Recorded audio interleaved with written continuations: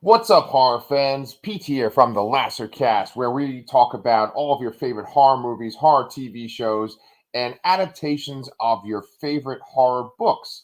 In this case, Danny, my co host over there, who's rocking the trick or treat mug, and I are going to be talking about Christopher Pike's book, The Midnight Club, which is about to be adapted into a show by Mike Flanagan that's coming out on October 7th. Danny, are you excited to talk about The Midnight Club today? I am. I I always feel weird saying I read this book when I listened to it on Audible, but screw it, that counts. I read it. Um, I read it. I finished it a couple days ago. It's a real quick read. It was only Yes. like 5.5 hours on Audible, which after you read The Stand, which is 48 hours on Right. Audible, anything with a single digit goes Oh, by super duper fast. yeah. Uh, yeah, I really enjoyed the book. It's really weird. So we're the same age, Yes. and Christopher Pike got his start writing in the early 80s and became like, I guess, 85 was his debut book, Slumber Party. The Midnight Club came out in 94. So I feel like we would have been prime age for this type of like YA horror sci fi fiction.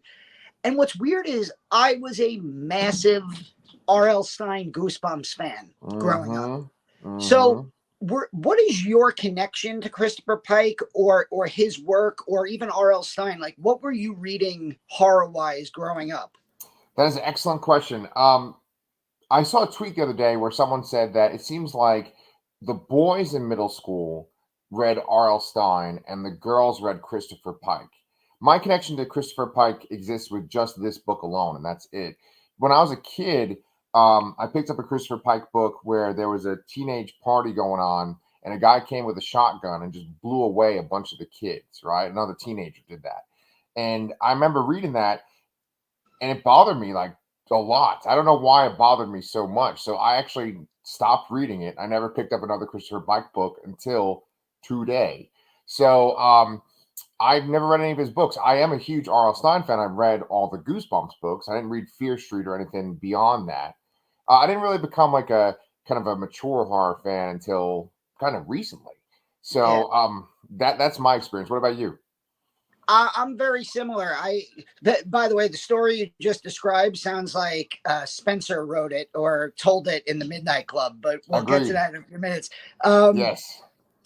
I honestly had never heard of Christopher Pike. He was just a blind spot to me growing up, and maybe it was this like unspoken gender divide Mm-hmm. because I was reading Goosebumps like crazy in my fifth grade, like elementary school graduation book at the beginning, where it's like, year that you graduate, favorite movie, favorite. My favorite book was Say Cheese and Die, which was I think the fourth ever Goosebumps book, and that was written into my elementary school graduation album.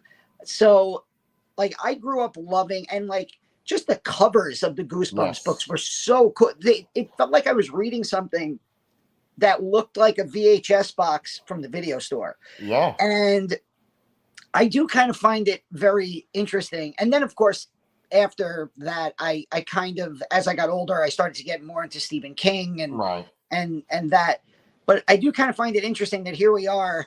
We're talking about like the two horror authors of our childhood, Mm-hmm. and it's 40 years later, and Netflix has basically brought them both back to prominence, where you have Christopher Pike's Midnight Club being adapted by Mike Flanagan of all people this year. Last year was the year of R.L. Stein with the Fear Street trilogy. Yes. It's just kind of like everything is coming full circle. Hey, Top Gun Maverick, right?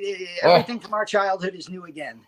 Yes. And that's a really good point that we should talk about for 1 second, too, is that the Fear Street trilogy was so good.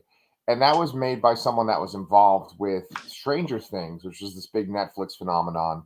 And then this Midnight Club is made by our favorite, Mike Flanagan. And of course, he has such a big presence on Netflix. They just released like this commercial, kind of like, hey, it's the Flaniverse, right? And both properties, I feel like, even though they are based on existing stories, feel very, very much like the creators of the Netflix shows. Like this Midnight Club show feels like a Mike Flanagan show just based on the trailers. And Yeah, that Fear Street felt a lot like a Stranger Things type story especially with too. the casting, right? Like Charlotte Right. watched Fear Street 1994 with me. And I'm trying to get her to watch the other two, and she was super excited because there's Maya Hawke in the opening scene, and Right. then Sadie Sink is in the second is in 19 what is it 78? Yeah, 74? Or, yeah, 78. Yeah. yeah. So it's like there's totally a Stranger Things vibe to that show, and I mean, if Netflix wants to keep putting out these videos celebrating Mike Flanagan, maybe the least they could do is put out a physical release of Midnight Mass. That would be nice. Yeah, that is a scary thing unto itself. All these streaming things that we love and we talk about not having physical forms, that is kind of scary. They're doing that with the I MCU actually shows too. leaped on, I just happened to stop at a Best Buy a couple of weeks ago, and I found a physical copy of The Haunting of Hill House and Bly Manor together in like one nice. set. And I Oh, just grabbed it, and it was like $30, and I was like, I don't care. I have it. It's a physical copy.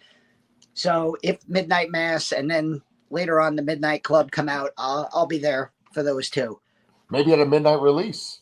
So Yeah. anyway, there's one thing that I think that we should definitely talk about and maybe even focus on for this discussion, and that is that when you watch the trailer for Midnight Club, it doesn't look like it syncs up entirely with the book. In the No. book, we only have 5 members of the club, and in the show, it seems like it has a much bigger cast of kids. And then there are good. And really, if you read the book, the Midnight Club is 5 people, but it's really 4 because one of the 5 people in there contributes nothing to the storytelling. And then later on, you find out a reveal about her that she's not even sick, and she ends up leaving and actually getting to carry on her life. And you're like, oh, and she's basically there as kind of like a MacGuffin for the main character. And so, yeah, really, there's only 4 main characters in the entire book. But yeah, go ahead. Well, we should point out too that this is going to be spoilers for the Midnight Club book, and therefore there might be spoilers for the Midnight Club show. So we haven't seen the show yet. It's just speculation about the show, but we're definitely spoiling the book. So what I was going to say was that there's obviously more kids in this club in the show, and what you did and what I kind of did independently is that we both found out that it's very similar to what Flanagan did with Bly Manor. Do you want to explain that to our viewers? Well, yeah. So he adapted the work of James Joyce to do The Haunting of Bly Manor, but whereas Hill House was like a Shirley Jackson story, Bly Manor was his Netflix series was basically a collection of James Joyce stories that he adapted individually and worked them into one narrative of Bly Manor. Here, it's funny, we both did the same thing. We've been doing this for so long. We like intuitively did this on our own. Right. We both looked up the names of the 10 episodes of the Midnight Club series that's coming out, and we were able to connect them back. So I looked at episodes 3, 4, 6, 8, and 9.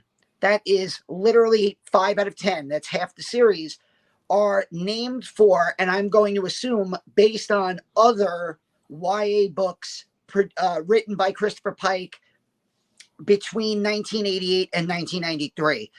You have episode 3 is The Wicked Heart. Episode 4 is Gimme a Kiss. Episode 6 is called Witch. Episodes 8 and 9 are called Road to Nowhere and Eternal Enemy. And those are in order 1993, 1988, 1990, and then 93, 93. So obviously, he's taking the idea of the Midnight Club. Mike Flanagan is. He's taken the concept of kids in a hospice, young adults in a hospice dying who get together at midnight and tell ghost stories, or as they say in the trailer, they make ghosts. Right. But then he's working in these other Christopher Pike stories to kind of up the scares. Because one of the things that I was kind of shocked when I was listening to the book was how almost not a horror story this is. In fact, there's really only one of the characters whose stories are really, I would say, horror in nature, and that's the character of Anya, who is the most sick of all of them. She's the closest to death, and her stories typically always involve the devil, a deal with the devil, some kind of Faustian gamble or Faustian deal, demons. Then you Yes. have like one of the kids, Spencer, who we said, this ties back to the story you said you read by Christopher Pike.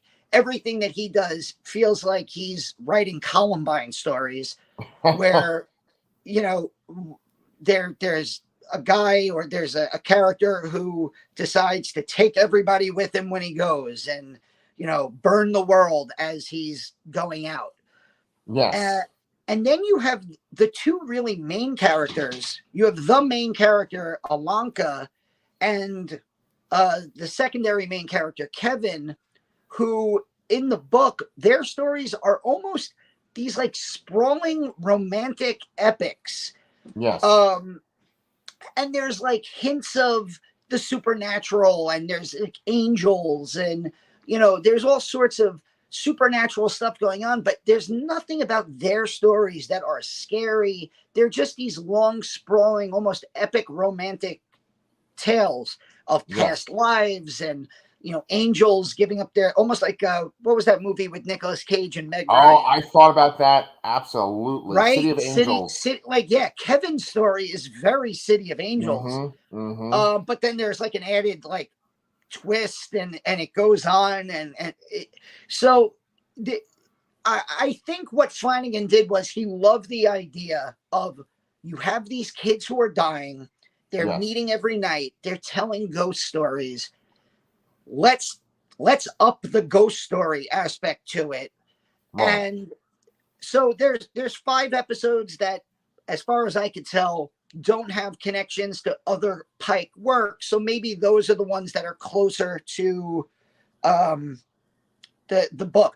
Episode 2 is called The Two Danas, Right. and that is one of Sure. Anya's stories about a Right. girl named Dana who makes basically a Faustian deal with the devil to Yes. split her body and mind into 2 Yes. separate characters.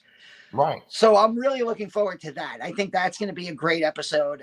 And Flanagan directs, I think, the first 2 episodes, and Okay. he's written or co-written, I think, almost all of them. Oh, good. Okay. Excellent. Excellent. Yeah, it's an interesting thing reading this book after watching the trailer and kind of knowing about Mike Flanagan. Because, I even read some of the reviews for this book, and a lot of people were like, oh, well, it makes total sense that Mike Flanagan is directing this. Or people actually didn't like this book because they thought it was going to be a scary book because of Christopher Pike. They were sort of let down, but then they're like, oh, but Mike Flanagan's making it, so it makes a lot of sense. So I think there's that idea that Mike Flanagan really knows how to tell an emotional story with horror trappings. And I mean, we've talked about that in multiple reviews. How like Yeah. his stuff can be devoid of horror, the horror aspect, and still be a good movie, right? So, true story. I haven't been running as much lately, but the last time I went for a run was about 4 or 5 days ago. Mhm. And I was finishing the book. I had about 45 minutes left in the book, and something happens in the book. I mean, it's about teenagers in a hospice Yeah, with varying degrees of terminal cancer, right. and their stories reflect their dying. And I'm running, and I literally, as I'm running, I'm starting to like tear up. And I just thought to myself, oh God, Flanagan is going to destroy me again when I He sit down is. to watch this show. And again, we've talked about it ad nauseum on here. With Midnight Mass, was just like the epic monologues between the characters about the decisions they make and death. And there's that epic scene between Kate Siegel and Zach Gilford, and I think it's episode 4 of Midnight Mass, where they just sit up and talk to each other. And a lot of people on like social media are like, boy, everybody just talks on this show. And meanwhile, I was like hypnotized by that Yeah. scene. And I mean, that show was just heart-wrenching throughout. And it's also terrifying because it's about this like Yeah. insane, Salem's Lot style vampire taking over an entire town. Right, right, Uh, right. and then, Bly Manor and Hill House are about tragic loss of family and love, and it's all this emotional stuff, while there's the bent neck lady, and all this terrifying imagery going on. And in Bly Manor, the ghost who drags people into the lake to drown them. And it's just, there's nobody better at Yeah. making you cry and scaring you at the same time than Flanagan. And I just couldn't help think, you're setting this story in a child's hospice, or like Yes. a hospice for teenagers. So you're gonna be running that, that emotional train right from the beginning. And Yeah. I'm really, I'm dreading it, but in a good way, if that makes sense. Right, right, right. And yeah, and so it's interesting because I feel like he's gonna mainly focus on the stories, like almost like the kids starting the stories and narrating is probably going to be like the bookends for the actual stories they tell, and the whole episode will be like the stories that they tell. And then there's going to be this through line because over the course of the book, and like we said, we are talking spoilers. You know, some of the characters do die over the course of the book, and so I'm sure that we will have at least one of the major, if not the most heartbreaking death, probably right in the middle of this series, and it'll Yeah. keep going on. And since there are multiple characters that are adding to this group, then there'll probably be extra deaths and stuff too. But what you have in the actual book itself is you have the kids that Danny described before, and then they're all in this Rotterdam home, which is this hospice, and there's this one man who's essentially the head of the house, and he himself had a child who died as well. So like that's one of the things that Flanagan does too is he has these monologues that Danny mentioned before, and you could have a character just literally just talking about someone that died, and that's what the doctor does at one point, and Yeah. that in itself is sad. So each character, like Danny said before, has a different form of illness, and I thought that we could kind of go in the order of their stories and just kind of briefly talk about the character and the stories they tell. You already kind of touched upon a few of them, but for instance, you mentioned Spence at the beginning of the show, and I think he's going to be kind of compelling for people to watch. Here's a big, big spoiler, but it turns out that Spence doesn't have cancer; he actually has AIDS.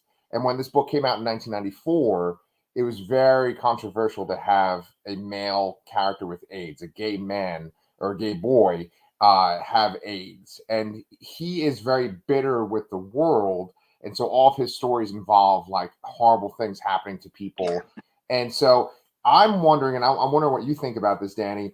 His book, his story is about a character. The first one, the very first story we open with, is with a shooter at the Eiffel Tower just taking people out, and I feel like in 1994, of course, that would be sensational and over the top and crazy. But we live in a world with constant gun violence and shooters killing people, random people. I wonder if Flanagan is going to just gut that story completely and change it into something totally different. What do you think? I mean, Pike wrote this obviously 94, so you're on the timeline. That's 5 years before Columbine. I cannot imagine that they would do a story like that. I mean, if there's somebody who is going to do a story like that tactfully, it's Flanagan. Right. But I just don't. It's not only has it, like you said, it's not just Columbine. It's all of these shootings. I mean, and the one that is described is very similar to the Las Vegas shooting that took place a few years ago. Because basically, Spence's story is, like you said, this guy, he's a Vietnam vet in the story. He got scarred from Vietnam. His wife left him. He's angry, and he decides to kidnap his ex-girlfriend, drag her up to the Eiffel Tower, and with a sniper rifle just start shooting people. And like, as I'm listening to it, I was really uncomfortable, because it's like, like in 1994, you could have just been like, oh, crazy guy shooting people. Oh, okay. That is scary. Wow. Now now it's like, you expect to see that on the news instead of as a piece of fiction. So Right. I do agree with you. I don't think Spencer's stories are going to translate into episodes. Mm-mm. I'm really interested to see what they do with Ilanka and Kevin's stories. Mm-hmm. Because those are the stories to me that feel the least scary, but at the same time, the most Flanagan. Good point. Okay. Especially Kevin's story of Hermie the Angel, who just sits in the Louvre and, almost better than Picasso and better than Da Vinci paints these works. And he, a woman meets him. They fall in love. She keeps trying to get him to leave the Louvre with her. He says, I can't. Finally, he falls so much in love with her. He leaves the Louvre and basically becomes a human. And then, long story short, I guess she gets tired of their monotonous life and cheats on him and leaves him. And now you have this fallen angel who's left to live a life of like nothing, where he doesn't even get joy out of painting anymore. But then the story just keeps going in these odd directions. He like works at a national park and he's loving his life again, but then he falls and breaks his back, and then he decides as a paraplegic he's going to become a doctor. And then he ends up treating the woman who left him, who's dying, and they have this like wonderful moment of catharsis at the end. Right. And it's just like, it's just this bizarre story that keeps going, and these characters find all new,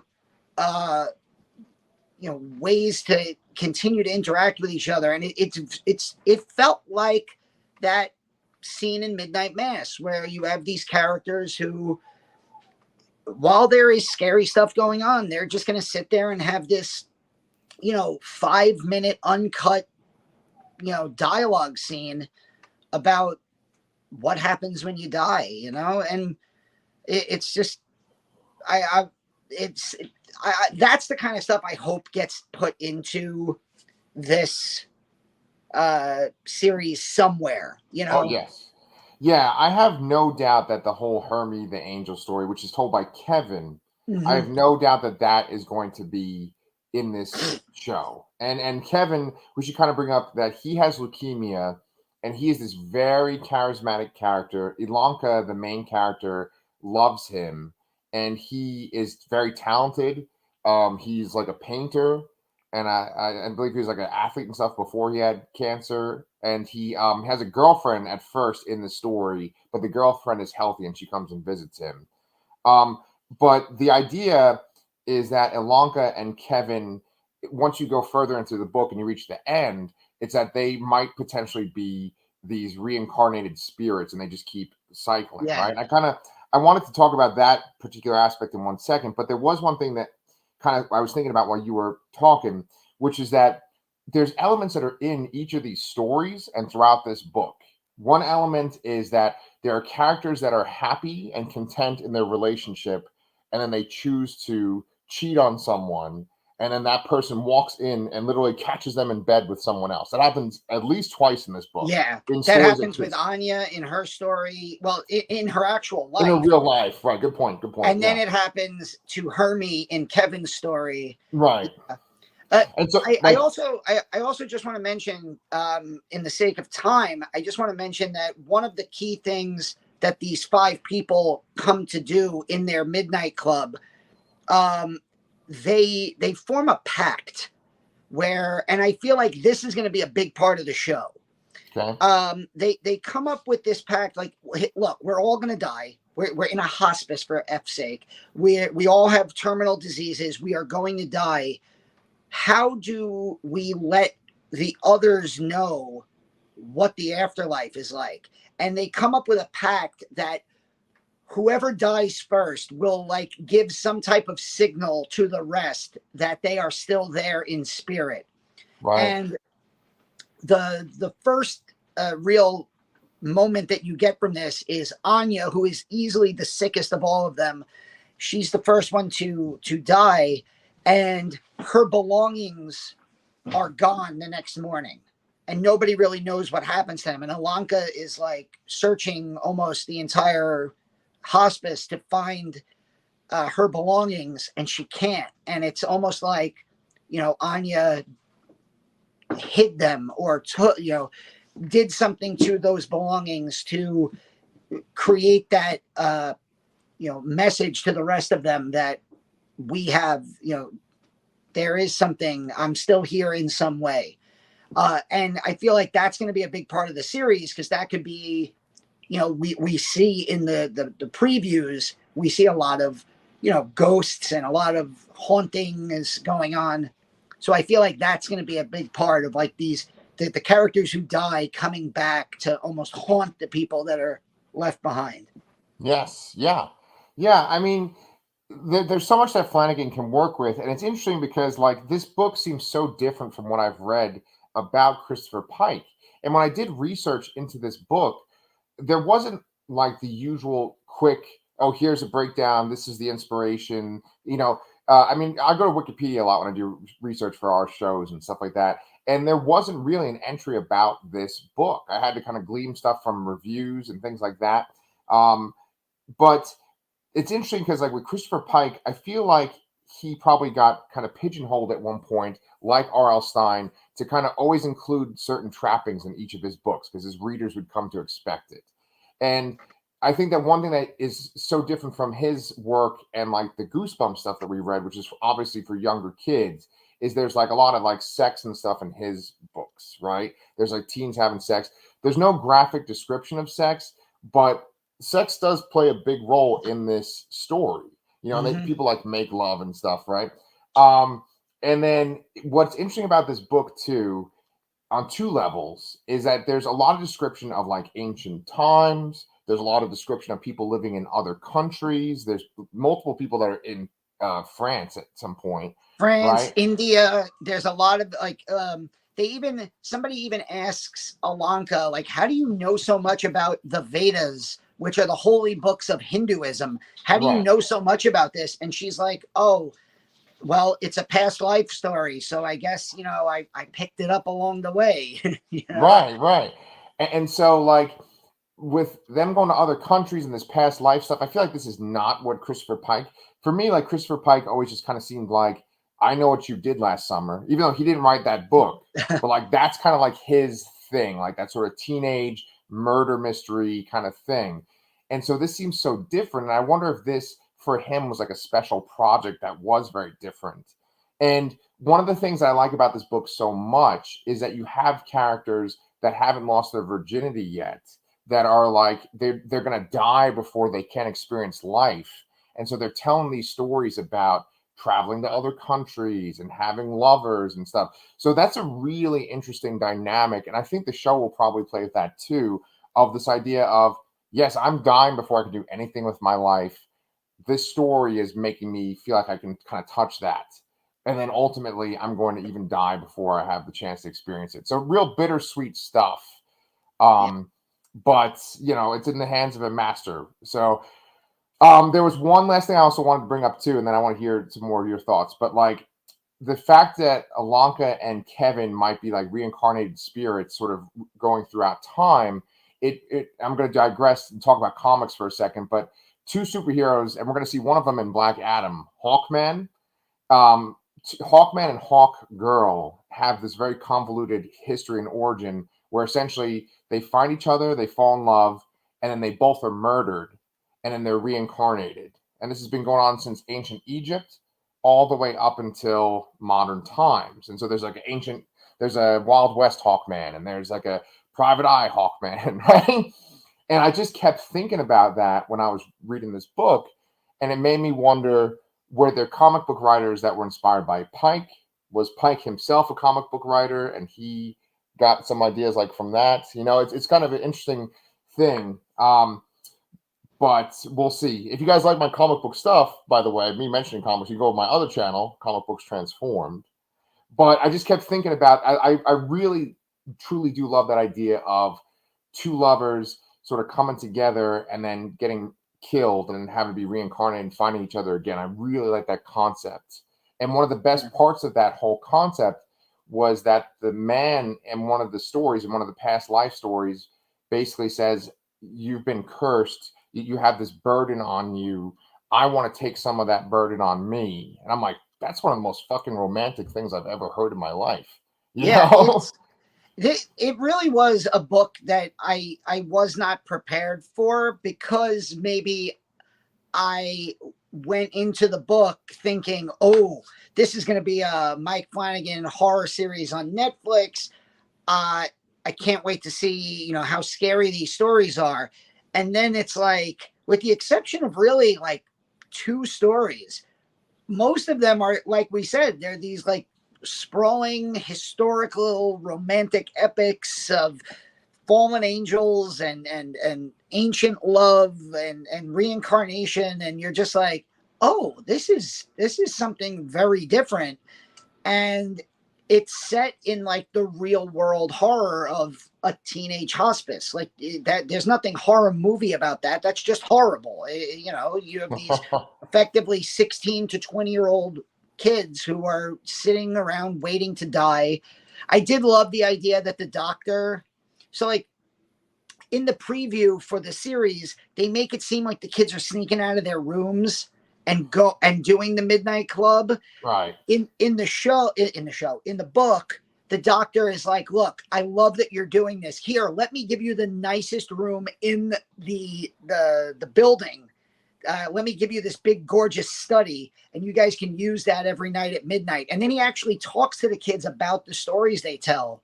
And like you said, the doctor in the book, he lost a daughter, so he feels a very special connection to these kids, and he almost wants, like, you could tell he wants to be more included. Like, he's actually asked to be to join them at night, and they've told him no.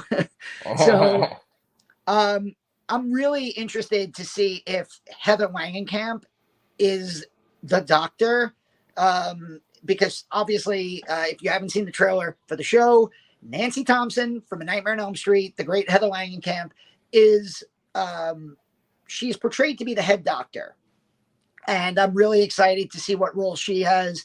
And then you have the Flana family is all back. Rahul Kohli is there, Samantha Slayan, Matt Beidel, Zach Gilford, all from, Midnight Mass and Blind Manor and his shows. They are all back in parts, and which is interesting because in the book, again, there's really only one adult with a name. Right. And that's, I think, Dr. White, right? Dr. White. Yes, yeah. Yeah. And now you have all of Flanagan's, cast members are back. So you have all these extra adults. So I'm wondering what roles they're going to play. Maybe the hospice is expanded to being a full hospice, and maybe there are adults that are dying in there along with the kids.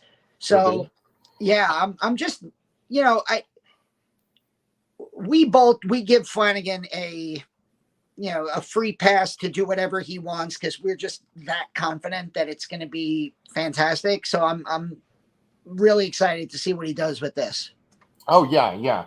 I think that his Flanagan family is they're most likely going to be characters in the stories. That's my guess, right? Is that's why there's adults, because there are adult characters in the stories. But you never know. Yeah, it could be a thing where there are adults that are in hospice too. Maybe they like stop in, like maybe Rahul Kohli is using a walker and he stops in. And he's like, "Oh, I have a story too, children." You never know. But we'll see. The show comes out October 7th. We haven't spoiled the book completely. We sure have covered a lot of it, but like Danny said, it's a quick read. I recommend going and finding it. It's on Audible. You can find it on Kindle and stuff. And I think it's very well written. So, like, if you're like me and this is your first dive into Christopher Pike, go and hit this up before the show comes out. You still have a chance to read it. But Danny and I will start covering Midnight Club when it comes out, which is October 7th. And then we will continue to cover 101 Scariest Horror Movie Moments of All Time on Shudder, which we do every single week. And then this year's just been fucking crazy with reviews and stuff. Danny, you just posted some shit like yesterday, right? Yes. So along with 101 scariest horror movie moments that we cover every Wednesday to Thursday, um, Shudder just started a brand new mini docu series called Queer for Fear: The History of Queer Horror. Episode 1 premiered on Friday. I did a review of it yesterday. It's great. It's very similar to horror noir, where it's basically just looking at the history of horror, but through the lens of the queer community. And they go into detail about, in this first episode, Mary Shelley, Bram Stoker, Oscar Wilde, F.W. Murnau. So we're talking like the the people who basically invented the genre, Yeah. and how they were influenced by uh, their queerdom. And it's very interesting. And they actually use, and this is where, as a history teacher, I love it, they actually use primary source documents, because you know Nice. that there's going to be people who are like, oh great, like who needs this woke nonsense. But like when you actually have a letter written by Bram Stoker to Walt Whitman, who was an openly gay poet, and it reads like a love letter. You're like, okay, come on now. And then like when you're reading Mary Shelley's letter where she describes her love of this woman named Jane, it's very obvious what's going on here, and it's really interesting. Also, I got to give Shudder some props. They had their secret screening last night at 10 o'clock. Did you stay up for it? I didn't watch it. No, I was out with my family. Yeah. So What was it? it was the latest Dario Argento movie, Dark Glasses. Right. And it was very good. I wouldn't call it great, but it was just great to see new Argento. And it's probably his best overall movie since, I would say, either the late 80s or early 90s. Wow. So, yeah, it was great to see new Argento, and I love that Shudder does these things. And yeah, like you said, we have a ton of stuff. We have, I did a review of Smile. You just did another author interview the other day. We have another interview with a friend of the channel coming up very soon. Yeah. So yeah, it's a great time, obviously, to be a horror fan. It's October now, so Comic-Con. yeah. Yeah. Oh, thank you, Athena. You brought up Mike Flanagan. Obviously, we're talking about the Midnight Club. Thursday night, Thursday starts New York Comic Con, and Thursday night they are having a Midnight Club panel at New York Comic Con, and Mike Flanagan is going to be there. So I am going to be online hours in advance to get into that panel. I'm not going to make a scene, but I am going to be very excited to be there. Hopefully, if there's a Q&A involved, maybe they'll show the first episode.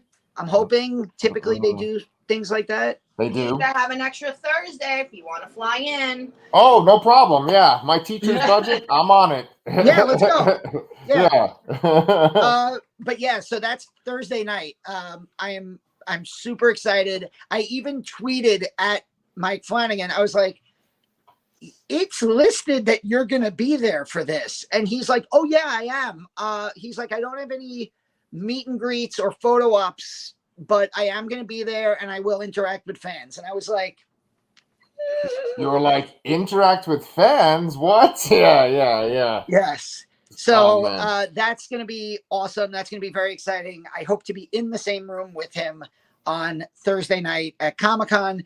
And I'm hoping, typically what they do at Comic-Con is when they have a panel like this for an upcoming show, very often they show like either an elongated clip, or they actually just show the first episode. So Yeah. I'm kind of like, and that's Thursday the 6th. Yes. And the show debuts on the 7th. So I'm like, here we go. Let's go. Oh man, early advanced review from Mr. Yeah. Torkel over there. I'm excited. I'm gonna make a printout for you that you can print on one of your computers, and it's gonna have our posters that have us in Flanagan Film Pictures. So if you get him to sign something, Oh that's my on the God. Lastercast where we're coming out of the mirror for Oh, Oculus. that Oculus thumbnail pic is still one of the best ones we've ever had, where you, me, and Chris are reaching out of the mirror. Is fantastic. So good. So yeah, if you guys love Flanagan as much as we do, then make sure that you have subscribed to the Lastercast. And we got a ton of horror content coming to you for the month of October. But we will see you guys real soon.